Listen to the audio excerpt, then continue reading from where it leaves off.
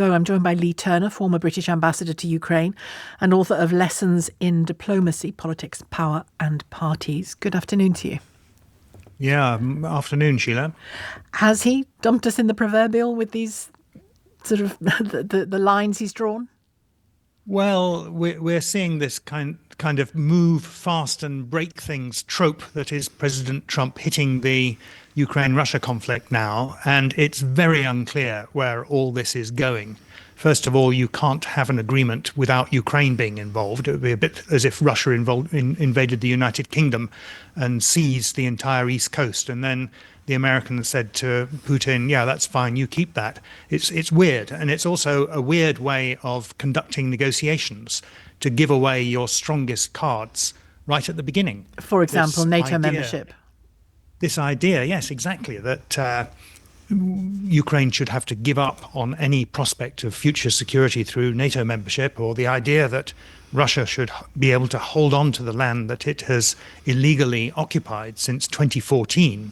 These are extraordinary statements and no way to conduct any kind of negotiation. And it poses a series of big questions, as you mentioned, for Europe, including the UK. One is, to what extent do we now step up to support Ukraine? We heard John Healey, the UK Defence Minister, saying yesterday that we were going to provide more cash, more weapons to help Ukraine. That's great. But will France and Germany and other EU member states do the same, where we can rely on Poland and the Baltic states and some other smaller countries, but without France and Germany really helping, that's going to be very tough indeed. And then there's this question of Ukraine not returning to its 2014 borders that Pete Hegseth was talking about. What does he mean by that exactly? Does he mean that that land that Russia has seized, killing tens of thousands of Ukrainian civilians, as well as all the soldiers that have been killed on both sides?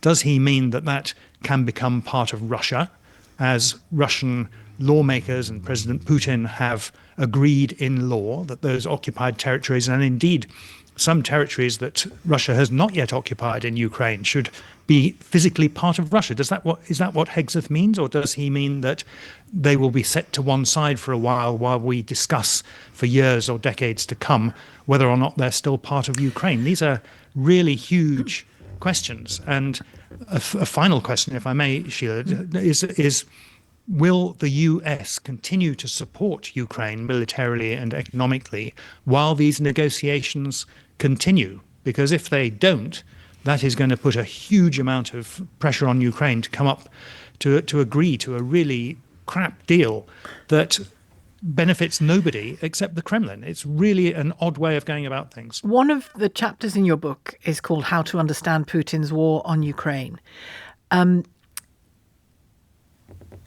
Would he regard what you have just outlined as the preferred outcome of that war?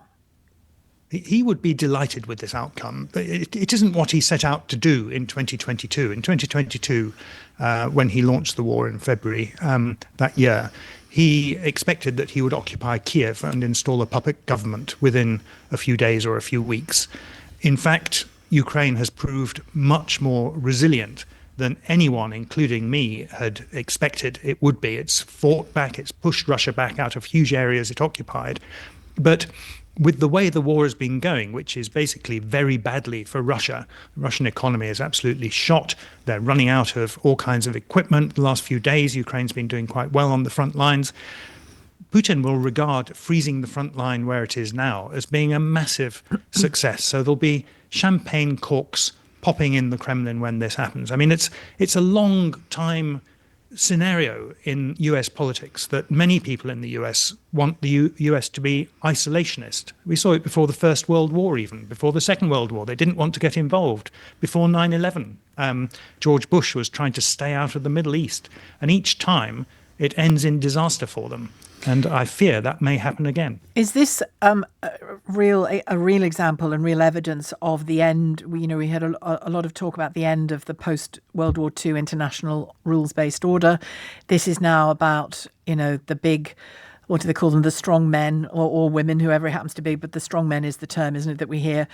They tell the smaller nations what gives, and that's the end of that. Female dictators are surprisingly rare, actually. It does seem to be often big men who are often in terms rather small men. You surprised me. Not. If Russia can win this war, and by win I mean anything that freezes the front line anywhere near where it is now, then three things are going to happen. First of all, Russia will be emboldened, and they will think, this is great, we can attack Ukraine again in a couple of years, as was the case after the 2014 war. The second thing that will happen is that Russia will think, well, if I can take a bite out of Ukraine and nobody does anything, in fact, President Trump seems to regard it as being fine, why don't I take a bite out of Kazakhstan or out of Moldova or out of Georgia or Azerbaijan, any of these other post-Soviet states that are close to Russia. And thirdly, perhaps even more seriously, every other country around the world that has territorial ambitions, from China and Taiwan through to Venezuela and Guyana, or any number of countries that believe they have historic claims to other territories, will be emboldened to start doing military action. And although we moan quite rightly about increasing our defense expenditure maybe to 2.5% of our GDP. I mean, that's an awful thing to have to do at a time when budgets are tight and we're worried about the cost of living and we're worried about the tax burden. This is terrible. But without security, you don't have anything, do you, really? You don't have any of the other things. If all these new wars are going to break out as a result of this terrible deal that Trump seems ready to swallow, we're not going to be paying 2.5% of our GDP. We're going to be paying 3, 4, 5, or 6%.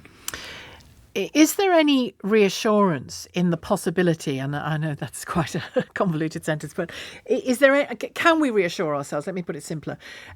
We've seen a pattern from Donald Trump, haven't we, where he overreaches to begin with. He says, it's my way or the highway, and then somehow we get away from that a bit and you get somewhere in the middle-ish, or you get some kind of outcome that was partly the outcome you wanted, if not the fully stated outcome that you declared at the beginning. Is there some sense that might be his play here? It's a risky strategy, albeit, but it could be that. It would be lovely to think that there is some logic behind the apparent chaos coming out of the White House.